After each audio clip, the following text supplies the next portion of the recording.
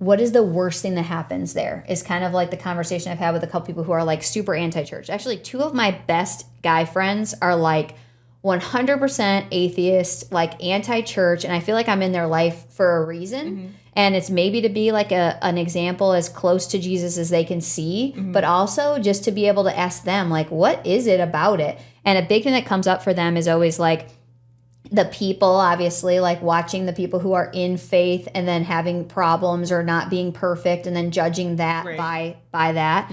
But then also like my friend Steve, he's always like, you know, if you want people to come, you're having them come here to like donate or to give money or like it's all about like the money that the church takes that's really God's money. Once you're in the church, you realize that. But when he started saying that to me, I was like, okay, what would be my goal?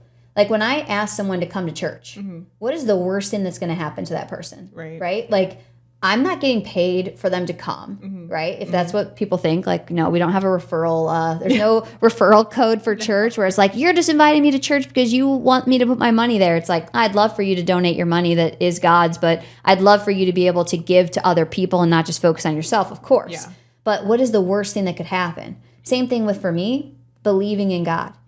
If I believe in God and I believe in eternity with God, what's the worst thing that happens to me when I die? Right. And then what's the worst thing that happens if you don't believe? Right. It's not worth the risk. So like that whole time that you're in belief, you're actually trying to be Jesus. Is this a bad thing? Yeah. Like, can anyone actually look in the history of Jesus and say that it's a bad thing to try to be more like him?